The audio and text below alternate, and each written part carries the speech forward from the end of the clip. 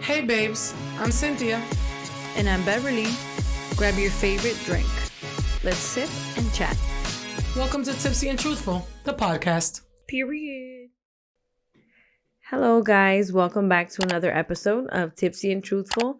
This is a podcast where two best friends sip and chat about life, relationships, parenthood, and everything in between. I'm Beverly. And I am Cynthia. And this week has been a week for me personally. We usually record on Fridays. You didn't even let me ask you. How's your week, babe? A hot fucking mess, clearly. Okay. I can't get my mind straight today. Yeah, clearly. We were supposed to record yesterday. Today's Saturday. But I was not feeling well. I was physically feeling sick and drained. And I told Cynthia, okay, I feel better today. I still feel sick, but I feel mentally more in the right place. So here we are. How was your week? My week, unfortunately, started the way you felt. If we go back to last week's episode, I was sick. You were nasally. I was very nasally. But then that Saturday, I woke up and remember, I told you I went food shopping. I did a Yui. And I went back home. I couldn't even do that. That's how bad I felt. And I laid in bed all of Saturday and half of Sunday. And Monday and then Tuesday, I had to take it off because it was the peak of how bad I felt. And then I felt better Wednesday on. It was weird. So I feel great. I'm back to 100%. It's not weird. There's a special guest in your house who helped. My mom.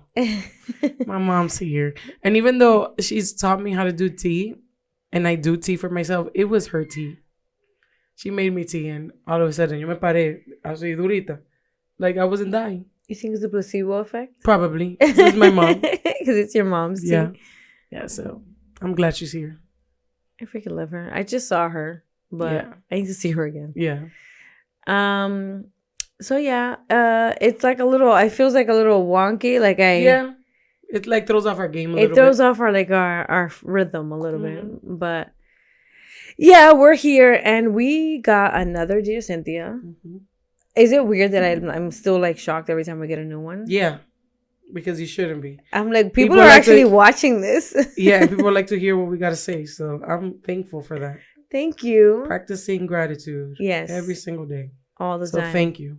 Thank you so much. You let me know when you're ready, babe. Because this Dear Cynthia, let me tell you. I'm ready. Let me just read it. I'm ready to hear it. Me. No, I have to do that every time. Dear Cynthia. It doesn't say that, but I always feel like I have to say it. It's implied. Yeah. Can a loveless marriage be successful? Throughout time, I have learned that love actually is not the most important thing in a marriage. There is other aspects such as respect, loyalty, etc. But what happens if you are happy with someone even though there is no love? Will all the other aspects be enough? Can two people who have kids, a business together, and have been together for years survive after the love is gone? I feel like there's multiple questions here, so address each question. Okay, let's address each question.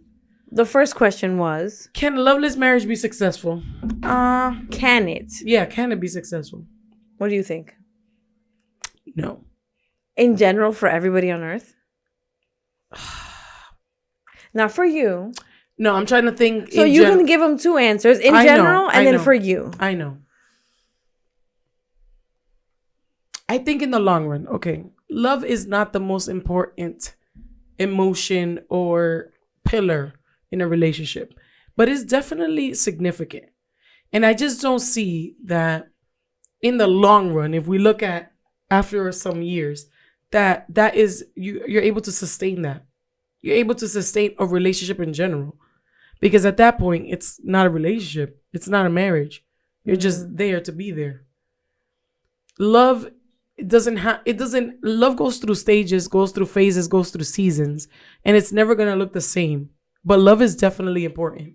So for me, and not just me, in my personal opinion, I'm saying in general, when you look at a marriage, love is a very important component.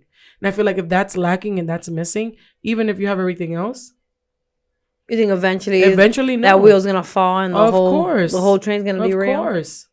That's my personal opinion. Mm. What do you think? I think two things. Mm-hmm. Is it possible? Yes. I've seen relationships where there is clearly no love. I've seen relationships where people are together because it's convenient, because they're used to each other, maybe because of the kids. I don't know. I've witnessed it. But the question, I want you to keep in mind that the question is, can it be successful? And for me, success. That's what I was going to, how do you define success? And for me, that's what I'm saying. For me, success in a marriage is when all those pillars are fulfilled. If that makes sense. And love being one of them. Love being one of the most important one. After respect and communication and compassion and empathy and all those things. How are you going to be with someone that you don't love? Me, Beverly, in my personal life, I couldn't be with somebody if I didn't love them. Okay. However, I know that in the general public, it happens a lot. And I think for me, my definition of a successful marriage is the happiness there. Of course. So how do you define success? That would be my first. I always answer these with more questions. Yes. Number one, how do you define a successful marriage? Is it two people who are living in the same household? Because if that's it, then you've achieved it. You made it. You made it. Boo. You got it. Okay. If it's both of you being in a relationship where you're happy, where you can grow and build and look forward to seeing each other when you get home from your work. But you can't, because she's saying that it's a loveless relationship. Okay, but we have a relationship that's platonic, right? We could live together. We can go, like, I don't know. I feel like when they say loveless, do you mean sexless? Because I feel like I want to say.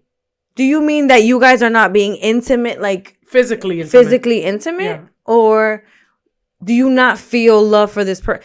I think that eventually, if you don't feel love... There's no way you can't feel love. That's my thing, though. That's what I'm saying. Even if in a friendship... Yeah. Even if you don't love them as your husband and your wife... But there's love there. There's a different type of love. Yes. That's what I'm saying. That's why it's confusing. Because for me, in a marriage where you are married, even if the love of a partner, of like you being my spouse, fell through, I still think that there is a love of friendship. Maybe I don't love you romantically anymore, but I still love you. Exactly. That's why it's confusing for me. And I wonder if they mean a sexless relationship, because that's a whole nother boat. And that also, it's dependent. And it's dependent on the person and the couple. Because what's important for you sexually is not important for the next person. It may not be, right? Exactly. Right. So it's situational. It definitely is. And I feel like we talked about this a little bit a while ago, but if two people find that, let's say if it's sexless, if that's what the route we're going with, if having a certain amount of sex a week is the goal and that goal is not being met for you, then that's a problem. But if the amount of sex that's being had is okay with the other partner, then everybody, it's on the same page, then it's healthy, right?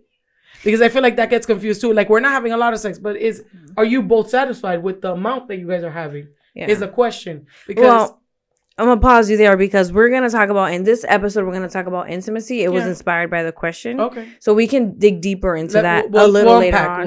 We'll unpack that later. To answer your question, though, can a loveless relationship be successful? Short answer, depending on how you define success, it can be. I'm gonna say she says no. I say it can be. What is your definition of success? I'm kidding. But the second question was, what happens if you are happy with someone, even though there's no love, with all the other aspects be enough? Yes. She's happy. He or she. It doesn't say. I'm so bad with this, guys. I apologize. Honestly, you know what? I came to terms with, we can't please everyone. I'm gonna be as respectful as I can, but like I can't keep up, and that's just the honest truth. Yeah, I can't. I just assume that our viewers are mostly female. Well, YouTube tells us that, and Spotify, they tell us a certain percentage. So we're safe to say, if the probability works out, it's a higher chance that it's a female. Woman. Okay. Either way, that's not important here. I read this book that's called the how to win friends and influence people. And it says that you should address people by their names. Since I don't know your name, I always want to say like babe or like she or he. Mm-hmm. It's just a habit that from reading that book that I have. Anyhow, I don't have a completely habit, sidetracked. I would say to that, this person said that they're happy. But are you? That's my thing. I don't want to assume, but with these Dear Cynthias is hard because I'm trying, when I give you advice, I really try to empathize with you and I try to put myself in your shoes as best as I can to understand where these questions are coming from. To me, I'm sorry. And it's going to sound horrible, but I don't think you're happy. I think you're telling yourself that you're happy because of all the other things that are happening in your life. Everything else is falling in the way that you think it should happen. But you're trying to convince yourself that you're happy. I don't think you're actually happy. I think if you start pulling back the layers, you'll find that you feel something is missing. I was going to say pretty empty with that aspect, because the point of a relationship, the point of a partnership, of a marriage, of a friendship is to have some sort of love, understanding, communication, respect, all those aspects that you should have in your marriage. Yeah. And if even one of them is lacking, if I would find it hard for you to tell me that you're really, really happy. I mean, listen, I invite you to really dig deep. No, okay? For real, you gotta dig deep. Are you happy? Is your partner happy? Because if you guys are just roommates, if you guys are just this is one of the perfect examples, and we're going to go back to getting killed on this podcast. One of the perfect examples of what happens when people are in a relationship and they prioritize their business or their children or anything outside of themselves. This is exactly the result. You are in a relationship where you have a beautiful home, a successful business. It sounds like you are respecting each other. You're loyal to each other. That's all beautiful. But you're living with a roommate. And not only that, what is the point of that? What excitement do you get from being with someone that you share no connection to? Because love is a connection. You don't have that. So you are sleeping in a bed with someone that is a stranger, basically. Pretty much. A roommate. That's what I'm saying. You just get along really well with this friend that you have. Just happen to share a bed. Life is... You take care of these damn kids together. Like... Is this really what you want? When you've been in a relationship for a long time, it is easy and comfortable to just take whatever that relationship gives you, right? For you to say that can a loveless marriage be successful brings up, and I'm going to be 100% honest because you wrote to me, so you're giving me permission to just share my honesty. Red flags everywhere with you. Because in my opinion, like we just said, there's so much that's wrong with that. If you think, I want you to listen to what I just said and really sit with that and tell me that doesn't make you feel uncomfortable. Which part? That you are living with someone that you don't love. And you're showing that to your children. Because let me tell you, as much as you think that your children are not picking up on that, your children are picking up on that. They know. And I'm sorry, but this is going to be detrimental to the way that they build relationships when they get older. And you're responsible. Yeah. I hadn't even thought of that part. Yeah. So that's why I'm saying, how can it be successful when the result at the end of the day is the continuation of a society that has broken foundations? How are we supposed to encourage our children to be in healthy relationships if we are not in healthy relationships? That's why I say, when you ask, can it be successful? What does success look like to you? It doesn't matter. To me, it looks like... I'm going to be honest, even if it doesn't matter what it looks like to you. Because you are broke. No, it doesn't. You're broken. I'm sorry, babe. Broken. Okay. Broken. You have your opinion. It's true, babe. Think about that. How can you live with someone that you have children with and you're okay laying down with them and not loving them? That's not a successful marriage to you. But...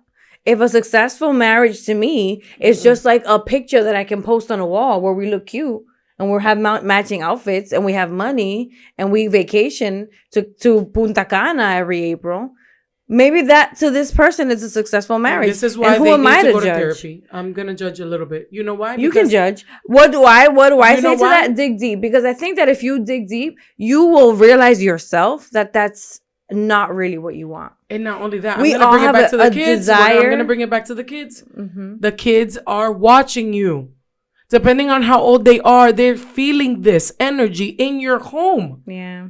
That can't be success. Money is not everything. Emotional intelligence for ourselves and our children is the most important thing that we can give them. Yeah. Fuck the money. Well, Fuck I mean, the house. I'm assuming. No, I'm not. I don't know. They didn't say any of that. I understand that. I'm But just if saying, success is some measured by people's- business, as they were stating. No, respect, loyalty. Okay, I understand that. But business seems to be a big reason also that people may stay together because it's easier to stay together It's because less we have complicated. assets together. Oh, yeah. So breaking that is harder. It's or like complicated. separating and trying to run a business when we're not together is also complicated. And I understand all As that. somebody who runs a business with their partner, okay?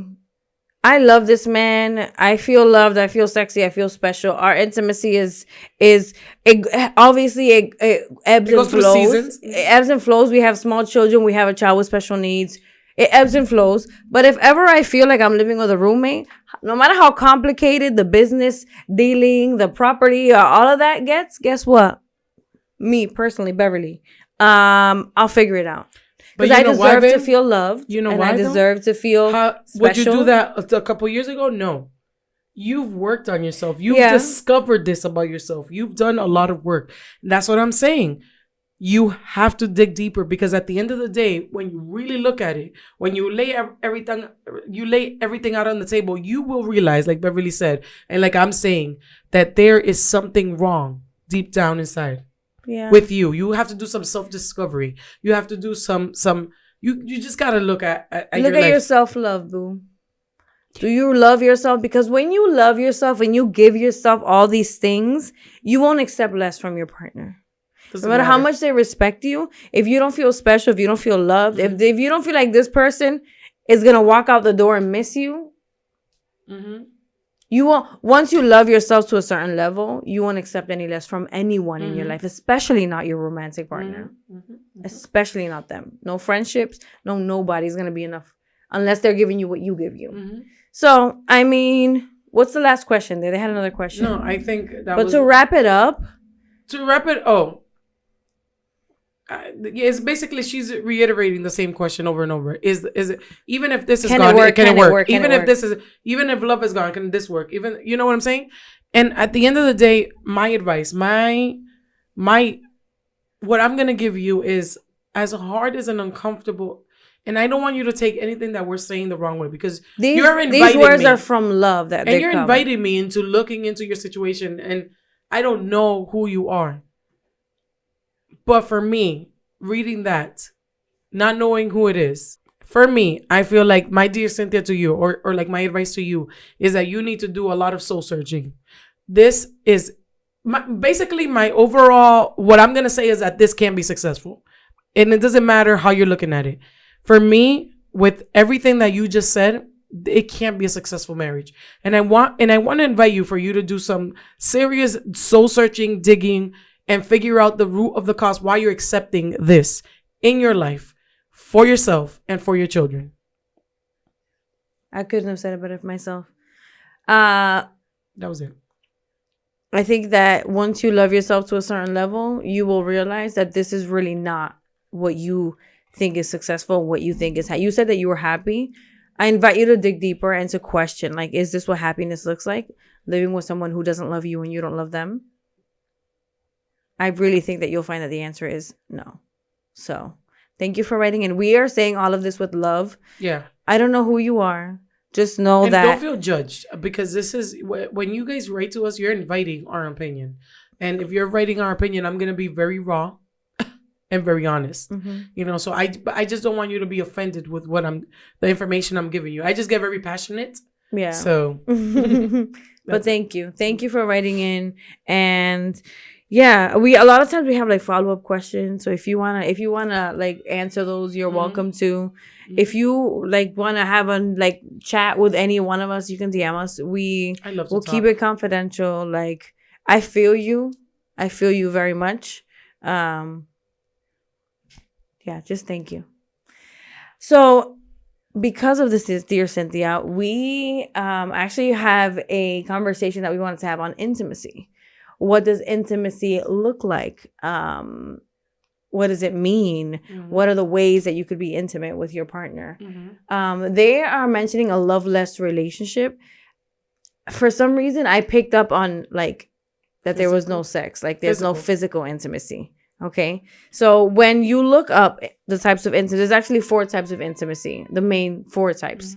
It is physical, which is like the most obvious one to talk about. There is emotional. There is spiritual and mental or intellectual intimacy. So the most obvious one is physical intimacy. How would you describe that? I feel like that's the one the only intimacy that people relate to.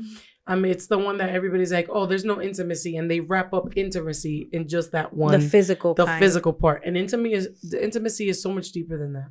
But physical intimacy is like, you know, feeling comfortable or allowing someone in that space with you, close, physical with you. So obviously cuddling, kissing, you know, just touch and things like that. That's physical intimacy. And even not in platonic relationships, but even physical hands, intimacy could be like us being close to each other, like hugging or hands. Anything like that. And we do all that. Intimacy doesn't only apply to romantic relationships. It applies to your children, to your friendships. Yeah. To your coworkers, unless you know it's an HR situation. No, I do that with my coworkers. We're very close. Yeah. Inappropriate. Okay. No, not like that. but we're close. We're touchy. You know. We're all girls. Relax. But like you guys hug and stuff if you had a rough day. Yeah. And your work is so demanding. Yeah. There's times that we're just like we just do this head to head. And we're just like, what a day, you know. But it's important because it helps you get close to a person. It closes a gap of like, I don't know, of building trust or like just feeling like safe with someone. The fact that you can be physical with someone is safety. Yeah. For the most part, not in all situations, but for the most part. I was hearing this podcast where it related like, you know, the what is it called? Like the evolutionary theories behind why we are the way that we are. So before, back in the, what did I used to say? Don't say the dinosaur. Is that what I said last time? I said some stupid shit. I think it was the dinosaurs. Nobody back in the dinosaur times, caveman times, being two separate things. physically. I said what I said. Being physically close to other people meant having a sense of community, meant having protection. It meant that you have somebody to help you get food. Meant that you have somebody to build shelter. So we have equated being physically next to other people with being safe. Yeah, safe. So that's not only in in romantic relationships, but even with our kids, with our friends, being close to people, we have like a deep longing for that. There's even been studies on like the effects of hugs. When babies are born, the first thing they do is physical touch. The first thing they do, all 4 of my babies, they threw them on my chest. Connection. What is it called? Skin to skin? Skin to skin. Now they've in the recent years they've encouraged the dads to do that. I think I had John do it only for Jonas, for the little one. Because it was recent. Because I didn't know about it before. But the skin to skin, is important. And yeah, so that's the first and most obvious. Animals do it all the time. Yeah. Animals do it all the time, like whales and like monkeys and chimps and stuff. Like it's important for them to build that bond with their babies, with their calves, with whatever, because it lasts a lifetime. And think about babies that don't get that. I can't even think about that. Ugh, because it breaks me. Yeah. It breaks me because every baby deserves that. Yeah. You know what I'm saying? So the second part, the second type of intimacy, the category is emotional intimacy. How would you describe emotional intimacy? For me, emotional intimacy is basically the same as physical, just with emotion. Feeling safe with a person emotionally, being vulnerable and knowing that you can be vulnerable and that's going to be invited and protected and accepted, judged. Right? Is huge. And I feel like a lot of people in relationships lack that. They're unable to open up to their partners and fully be themselves emotionally. Like if they're going through a rough patch, if they feel a certain emotion, most of the time in a lot of relationships, people just keep that to themselves. Yeah. Because it's not a safe environment to share that with their partner, which is so sad. It is sad. Can I admit that you are the person that I feel the most emotionally connected to? I know that I will never feel judged no matter how I'm feeling, you know? That's hard. It's hard to find somebody like you literally could tell the person anything, and you know that they're not gonna be like, oh, I don't know. Yeah, it's a space where you can feel what you want to feel. It doesn't have to mean anything about me or you, or it's just a feeling in that moment. Emotional intelligence it wasn't really taught before. Emotional intelligence is not only not taught, but I think a lot of people lack that in general because it wasn't taught. But also, like, even if they do learn it, it's a hard thing to pass on to their kids, if that makes sense. Because they struggled with it their whole life, understanding what that looks like, that they're unable to teach that, to showcase that to their children. Yeah. I'm in that area in my life where I'm trying to pass on emotional intelligence while still working on it myself. My son is my copy. He's a clone of me. He did early intervention, and I remember when they did early intervention and they tested him on all these areas. He was 1.5 at the time, and the area that he scored the highest in was emotional intelligence. Wow. And he is just so in tune with his emotions and with me and with himself, and like he's able to be like, I feel this, or like if he sees that I have an emotion, he's able like, it's okay, mom. People make mistakes all the time. I'm like, I just tripped, but okay. You know, like he's just that's truly a gift, though. Yeah, I feel like it is. I think, I don't know. Most of us have to work. He gets that from me for sure. 100%. So I get that from my mom, though. Yeah. I think she's very emotionally intelligent. She's always been able to feel these feelings and accept other people's feelings. I think that understanding other people's emotions is huge. Yeah. A lot of people don't know what to do with that information. It makes them feel uncomfortable. Like, oh, you're crying? I don't know. Instead of just allowing you that space to cry and feel comfortable to cry with me. Yeah. If you have to. A lot of times when people are not as emotional intelligent, you will get where I'm telling you how I feel and you get defensive. I feel, I'm trying to think of a general example. I don't know. Like, I feel X, Y, and Z when you said that. I felt X, Y, and Z when you said that phrase. And that's not me attacking you because you said what you said. That's me letting you know how it affected me, right? But if you're not emotionally intelligent, it's easy to take that as an attack. As in, okay, I didn't do nothing wrong. What do you mean? I didn't say it like that. Well, if you wouldn't have done this, then I wouldn't have said that or reacted that way or did this. And that's, lacking emotional intelligence. And I was there not too long ago. But this is what I'm saying. It's something that we've all, for the most part, a lot of people have dealt with. It's hard to express those emotions. I was never taught. None of us were. I'm like learning through some people, like we TikTok said, sometimes it's a gift. Reading. Sometimes it's a gift to be so in tune with your emotions that you're just like, this is what it is and I don't care. But like being comfortable with that and expressing that and understanding other people's emotions is huge. Oh, babe, wait. We almost forgot. What? Physical intimacy. When we were listening to the Dear Cynthia, the first thing that came to my mind was that they were in a loveless relationship, meaning that they have no sex. Yeah. And when it comes to physical intimacy, it's important to know that when it comes to sex, a relationship will go, especially if you've been together for years, you will have highs and lows. There'll be times where you'll have more or less. If you just had a baby, you definitely don't have no sleep, no energy.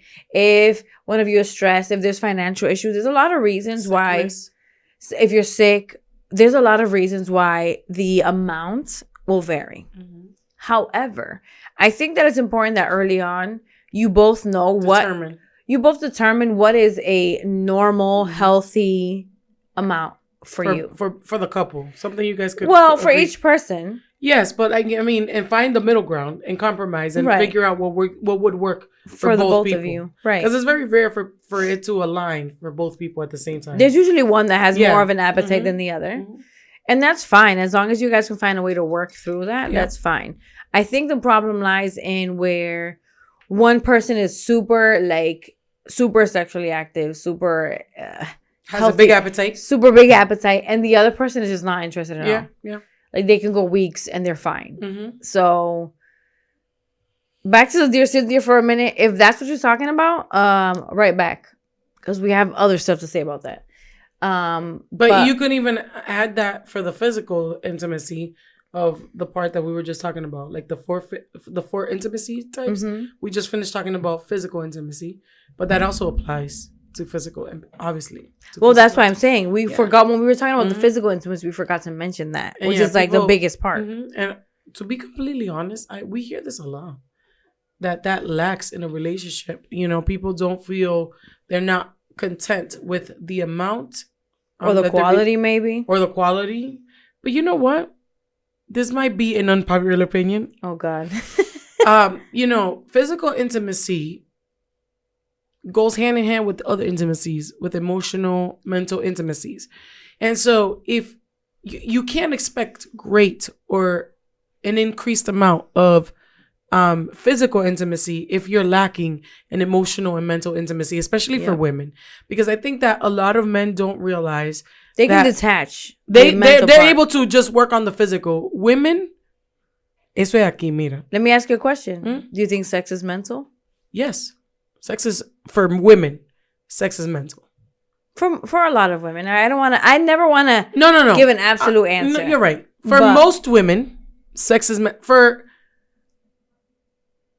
seasoned women, I think it's mental. It's hard to put your body in a place where your mind is not. When your mind is at 100 other places. Yeah, it's thinking about 1,000 other things, your children, and this, and pajama day, and the groceries, and I gotta pay this bill, and man, the house is dirty, and I have this, and I have a doctor's appointment. It's hard to quiet your mind. Shh. And get into the sexy mood. Yeah, it's hard. Because you're thinking, your mind does not stop. Yeah. And so when you have a partner that doesn't allow that space that helps quiet your mind and helps you be like, listen, shh. Come on. Yeah, caress the mic. Óyeme. I got you, baby girl. Eso trate, yo lo voy a fregar después que yo termine contigo. Yo, that would put a woman at ease. It would. That's what I'm saying. And I love that. You know, I think a lot of men need to, los hombres, de este podcast, you would need to realize, gentlemen, if you're watching, you guys need to realize that if you're complaining about the lack of physical intimacy receiving from your partner, how about we look at the whole picture? What is she dealing with? Right? What's on her plate? The 4 pieces, the emotional. Are you doing all those things? Are you feeding her mental? Listen, I saw my other favorite podcast, No For Sure, with B. Simone. I swear, that's us. That's us. They're so us. It's crazy. Really? Yeah, I'm definitely B. Simone. She's like my spirit animal. But they had an episode when they talked about this with Jess Hilarious. You know Jess Hilarious. I do know her. She talked about that in her life, in her 33 years of life, 34 years of life, she's never had sex with a man that eased her mind before they even got started. Before they got started, he was like, "Are you comfortable? Do you need other pillows? Is this the music you want? Is the lighting good? Is the temperature good? Are you kidding me? Yeah. Are you hungry? Are you comfortable? Do I need to add? Do you want me to change these sheets? Is it too cold? Is it too hot? Is it bad that I don't believe that? The fuck? She said that in her life, that was the best she's ever gotten. And it was because todo fue aquí. Everything he told her. And then when she said yes to all those things and they finally got in the act, he said to her, are you ready for me? Are you allowing me are you going to allow me to enjoy you and you enjoy me? Like basically like just a bunch of permissions and making sure that her mental space, like she was in the right mental space before he got started. Is it bad that that might be a little too much asking for me? No. I think it's bad because we're not used to that. Maybe. Because it's not normalized. I'd be like, wait, what is this? And this goes out to the world because I know that very few people have experienced that kind of like, you know, let me ease your mind before we even get this act started. From what I've experienced, from what I've heard, the friendships that I've had that I have these conversations with, best conversations, by the way. Side note, we don't have like a Patreon or anything. Cynthia told me in the last episode that I need to get more comfortable with having like conversations about this subject. And you know me outside of this camera and these mics. Yeah, you know me. I know. like I said, I have children who are teenagers Yeah. who might be watching this, and there's Yeah. certain things that they just don't need to know about their mother right now. Yeah. So- I get that 100%. I was also 7 shots deep when that happened. So. Okay, that's fine. I don't want my godchildren to know Would what I'm any doing of either. you guys be interested if we did like a Patreon where we would talk about these Marketing. things? Wow. It came to my mind, like I would be a lot more comfortable knowing that at least my 2 daughters won't see that. Okay. It'll be $1, $2. Something. I don't know. Would anybody be interested? Because there's certain conversations that I would love to have that we have separate from this camera that I don't know, maybe you guys might enjoy, that go into a lot of these subjects deeper and more in detail, and a lot more alcohol probably involved. Yeah, let us know in the comments, please. Thank you. Anyway, where were we? Because I completely got but just like sidetracked. mental, because you said if sex is mental, and for me, 100%. Especially the older I get. Yeah.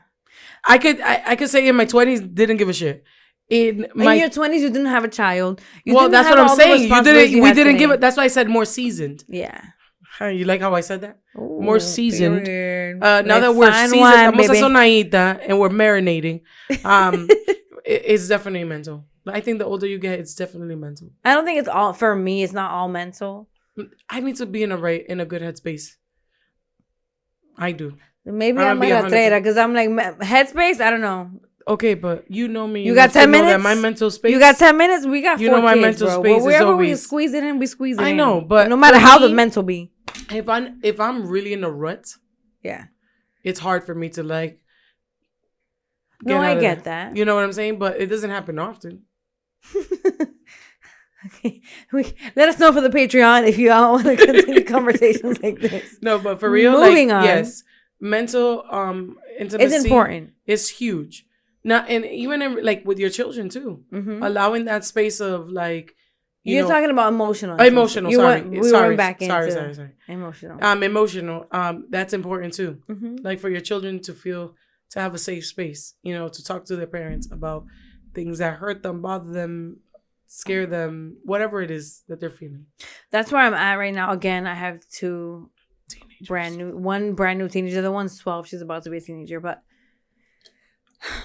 I'm learning to. Sometimes I have to take off my mom hat and just listen, which is difficult, because you want to go in and give them advice immediately. You don't let them finish the sentence and you want to wait. Okay, but when this happens, you should. And I'm working on like just listening because I've had in the last few days, like I've had a lot of deep conversations with my kids, and having that emotional connection with them now I know is going to be important when they're 30, that they can come to me about It's anything. important now. Yeah, I know. It's important at every stage. I feel like this is the toughest stage. Yeah. Because they're like going through so much. Their bodies are changing. Their hormones are all over the place. And not only that, this is the toughest stage, not only because of everything physiological that's going on in their life, in their bodies, but also society. The world that we're living in right now is something that we didn't have to grow up with. Yeah. And it's completely different. And it's the pressure, and it's so much things that, as much as we try to understand, we can't. No. We can't fully understand it because not the same. We grew up in the teeter-tottering between like old traditional school and like internet era. Yeah. Like the internet was developing when we were growing up. Now it's developed. What did we have? Mi Gente and MySpace? And AOL, hello. I am. And AIM. Yeah. But it was still where your whole life wasn't out here. Your whole life couldn't be because it was dial-up. We didn't have that luxury. It was like trying to connect to the internet, and your parents are yelling, "Tengo que usar el teléfono. Get off." Apaga el internet. So we couldn't spend hours on end the way that these kids, and even the way that we're connected now on our phones. It's so different. It's so that pressure the other day my son was playing PS5. He's playing a very innocent game. There's like soccer game with cars. I don't know. But I guess it's really popular. And for some reason, like his mic is always turned off. But somebody decided, like that day, he clicked it or something and it was on. But somebody yelled at him. Mind you, my son is 6. But that was when, like, for me, it was like a rude awakening. Somebody yelled, "You little bitch." Yo, and my child is the most sensitive. Like, he knows all the bad words because I have a potty mouth. Hello. But he was just like caught off guard. He was like, and he immediately started crying. Oh, you didn't tell me this. Oh my God. And I got upset because he was upset. I was like, Puppy, are you upset? And he was like, no. But his eyes were crying. Were so glossy. And then he just hugged me. And at that moment, I was like, oh my goodness. I'm getting teary-eyed thinking about it. Because raising children in this era and trying to build their tough skin, I don't know how I'm gonna do it, but I was so upset, and we turned off the game. I was like, "You're not playing that game right now." Super Mario didn't have that, dude. But it was like a fucking like Rocket League, you know. So I just learned from Jess, our executive. This is why it's important to know tech too. She's a gamer. Yeah, she is a gamer.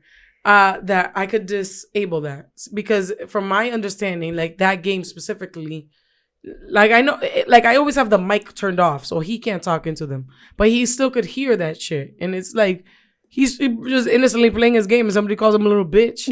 Like, I don't want to laugh. That's kind of funny. It's funny, but like I was upset because he was upset. Yeah, but he was just like, did not find that funny. No, he was upset, baby. He was upset, and my child is like, so. People don't talk to him like that.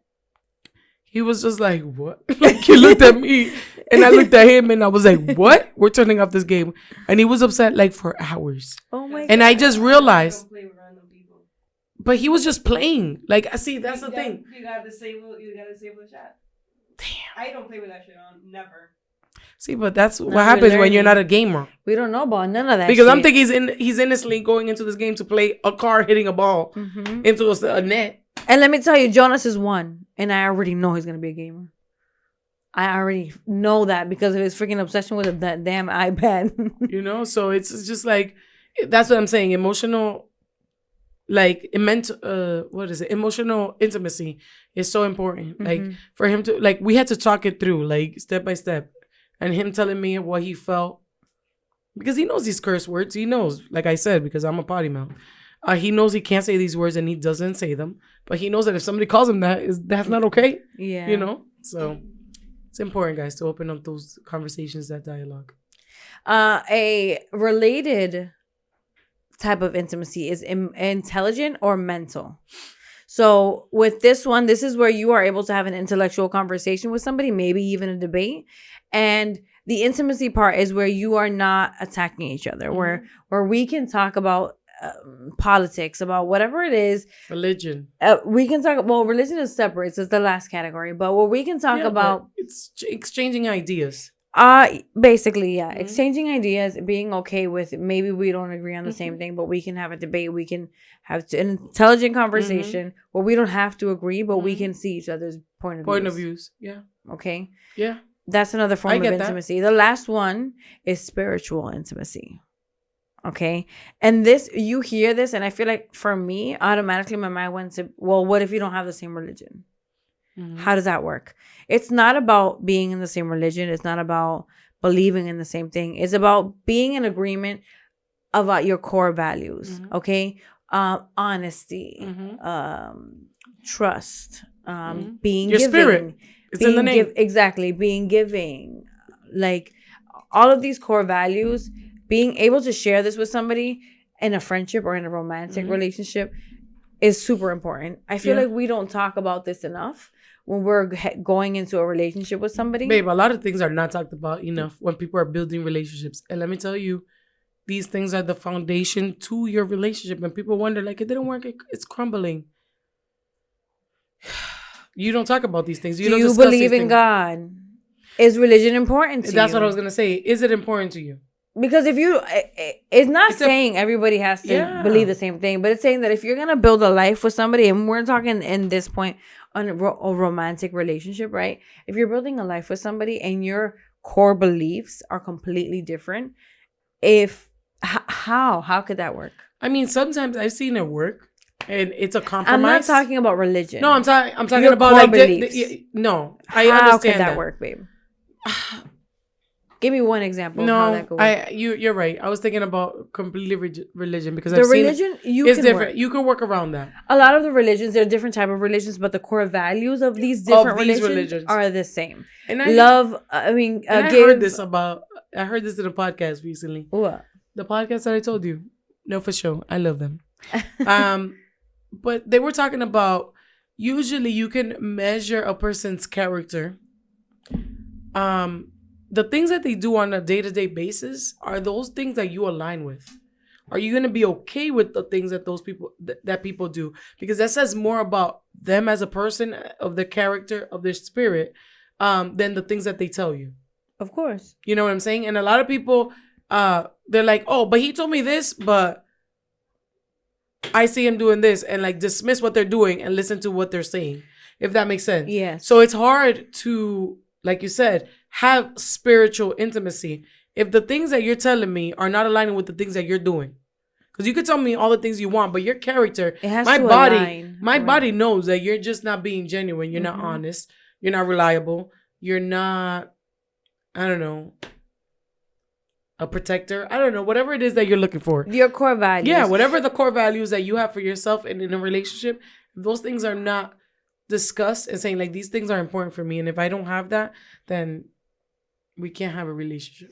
When it comes to, for me, when it comes to spiritual intelligence, spiritual intimacy, I know that I have to be with somebody who believes in a higher being.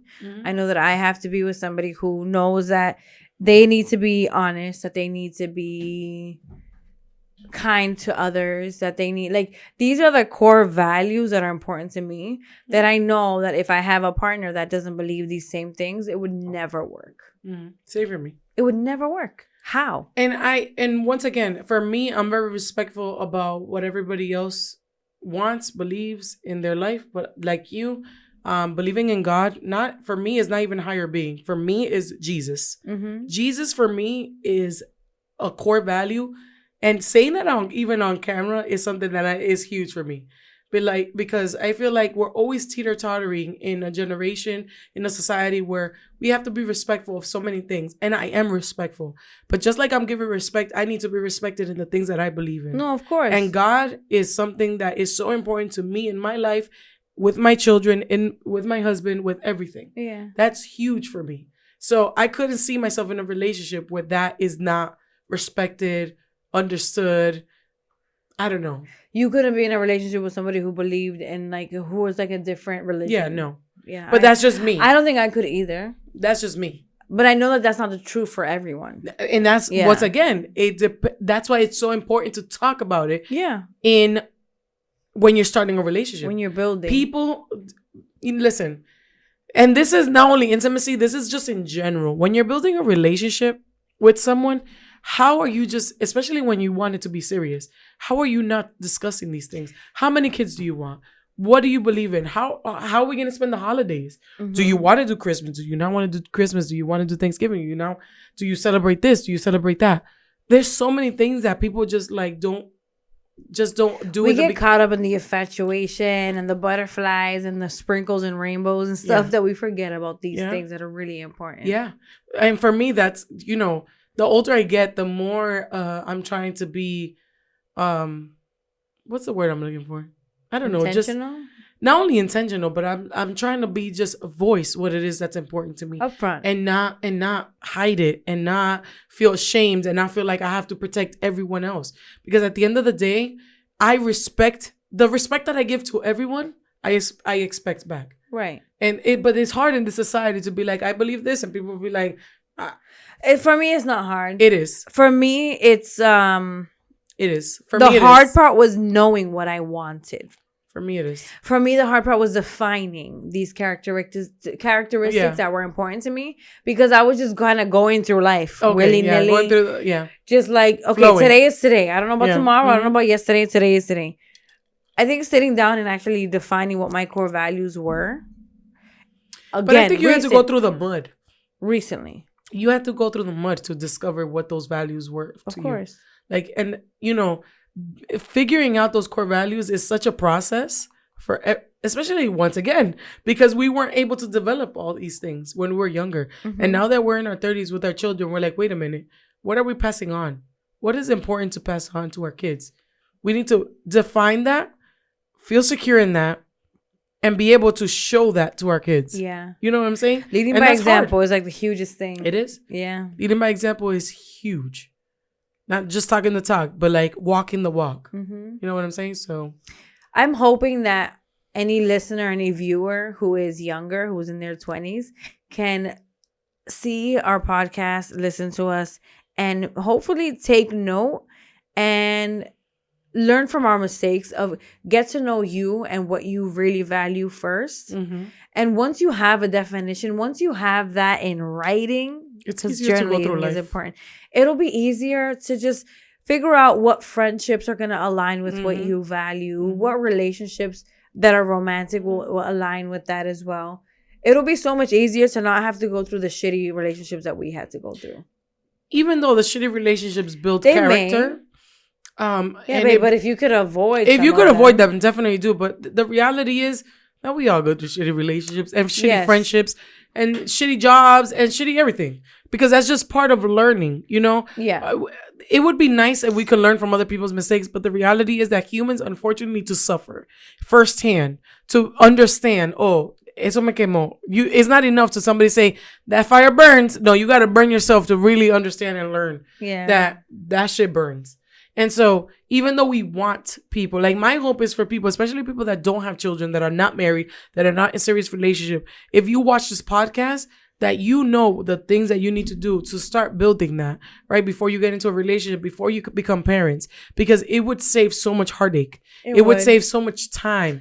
It would save you wasting time and just going through the flowing through life with no purpose, with no direction, with no understanding of that. Mm-hmm. If you can avoid all that and do it from being intentional in every relationship and every friendship that you are in, it will save so much time in your life. Because sometimes I wish I could rewrite so many things, and I know that Not me. there's times that, and I'm just gonna be honest, I feel like there's just things that I would do differently. But then I'm like, no, because that would change so much of my life and the trajectory of where my life is today. Yeah. So then I snap out of it. But there's times and moments that I'm like, dang. No, of course. If I think I we all can- have those moments. If I can do this different, I would do this different. And but being where I am today, like I am grateful about all the things that we've learned Yeah.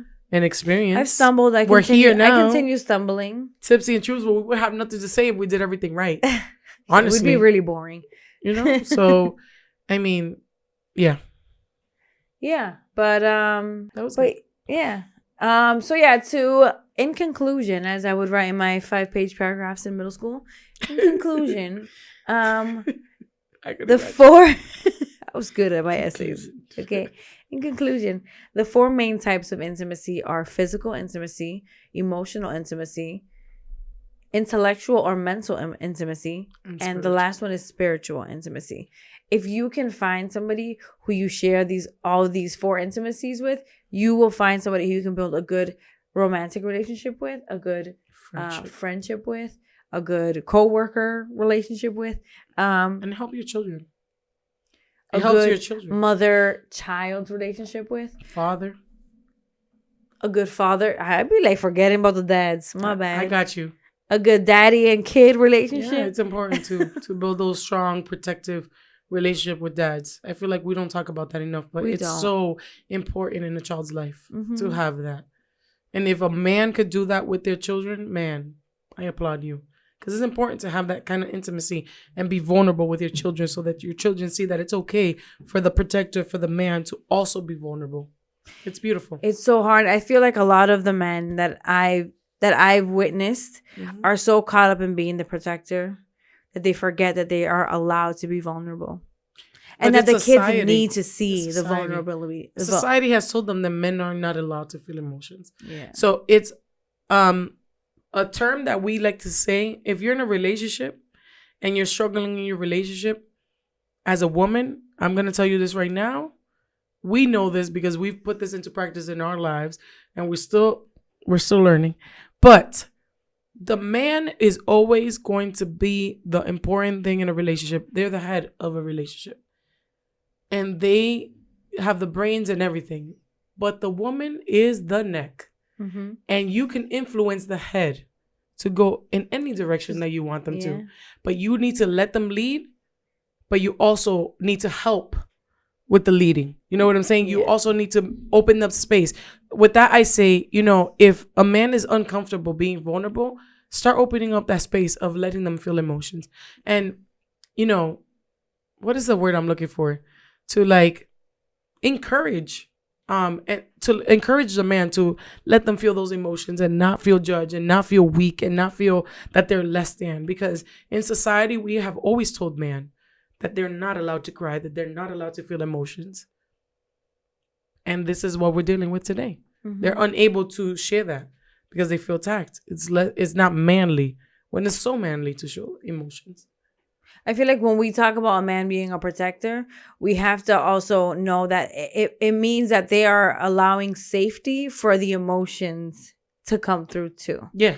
The safety is not just like, okay, if I'm in physical danger, you're going to fight somebody for me. It's, okay, I need to feel safe that if I'm having a rough day and I just need to vent, that my man's going to listen. And that it works both ways.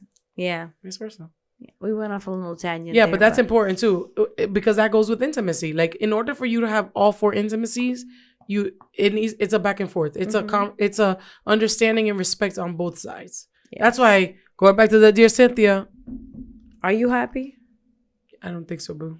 But it's okay. You can do some work and you can figure it out. You can discover what happiness really will be for you, and you can find that. Hopefully with the same partner.